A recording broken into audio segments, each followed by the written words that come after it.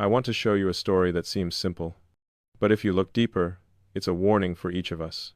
When I walked onto that stage at the U.S. Saudi Investment Forum, I could feel something unusual in the air: anticipation, tension, a sense that people expected the usual polished corporate optimism. But I didn't come there to make anyone comfortable. I came to tell the truth, as directly as I know how. And the truth is that humanity is standing at a crossroads unlike anything we have ever faced. The room went quiet the moment I approached the microphone, and in that silence, I understood exactly what I needed to say. Before I go deeper, I want to ask something from you personally. After listening to what I am about to say, tell me honestly in the comments. Have you noticed the same patterns, the same warning signs, the same shift happening around you? Or do you think I'm overstating the danger? I really want to know, because your perspective matters more than you think. I could see the audience expecting a speech about electric cars, rockets, or artificial intelligence products. But I wasn't there to sell a dream. I was there to warn them and you about what's coming. Not years from now, not decades. I mean the next few years, the ones that will determine the fate of entire nations. As I began speaking, I could sense people shifting in their chairs. I explained that despite all the talk about progress and innovation, we are massively unprepared for the scale of disruption heading our way. I told them that artificial intelligence is evolving faster than governments can process a single regulation. I told them that global energy demand is on track to rise by a factor of 10 at minimum, and that our current grid systems are nowhere near capable of handling that pressure. And I warned that countries which fail to adapt will face consequences more severe than any economic crisis we have seen. But the immersion really began when I said that the so-called golden era of technology people fantasize about isn't guaranteed at all. In fact, without extreme caution and cooperation, we could create instability greater than anything in modern history. I talked about energy shortages, critical mineral bottlenecks, and manufacturing vulnerabilities that governments are pretending don't exist.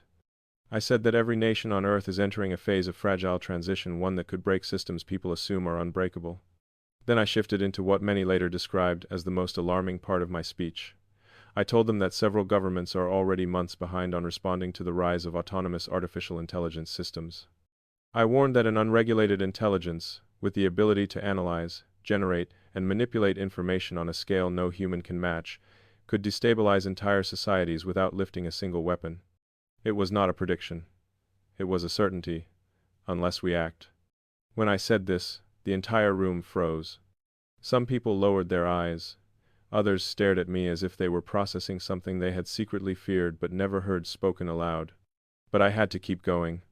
Because the truth is that energy scarcity is approaching far faster than world leaders want to admit.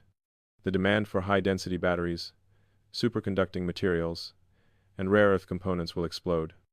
And nations will fight economically, politically, and possibly even militarily for access to those resources. I compared it to a silent Cold War already in motion, one that could escalate without warning. And I meant every word.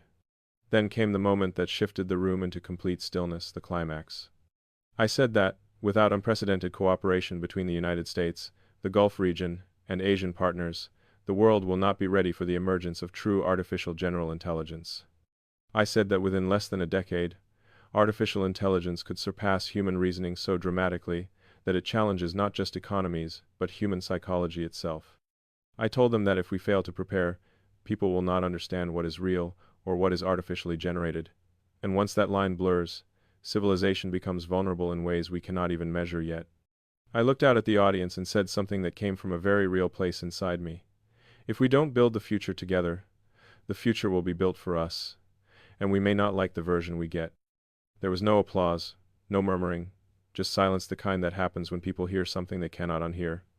But I didn't want to leave them with fear alone, so I shifted toward something deeper, something I hope people will remember long after this moment. I said that human beings have overcome impossible challenges before. That every major leap forward, electricity, space exploration, the internet, was surrounded by uncertainty and fear. I reminded them that innovation is only dangerous when humanity refuses to guide it. I said that cooperation, not competition, will define the next era. That no nation should face these challenges alone. That the future can be extraordinary if we choose courage instead of complacency. And finally, as I prepared to leave the stage, I shared the part of the message that mattered most to me, the moral core. I said that the next generation will judge us not by the threats we faced, but by whether we had the courage to confront them. Whether we acted with vision instead of panic. Whether we built something worthy of the children who will inherit this planet. When I stepped back from the microphone, the hall stayed silent for several long seconds. Not because people were confused, but because they were processing the reality that the world is changing faster than our systems, faster than our leaders, and faster than most people are willing to acknowledge. And here's how I want to close this, speaking directly to you. This isn't about fear. It's about responsibility. The future will happen. The only question is whether we shape it or let it shape us. It's about understanding that the choices we make today will echo for generations. So now I want to ask you again, genuinely, do you think I'm right? Have you seen the early signs yourself in technology, in politics, in daily life? Or do you believe the danger is overstated? Tell me in the comments. I want to hear your view. Because this isn't just my message anymore, it's our conversation, and it matters more than ever.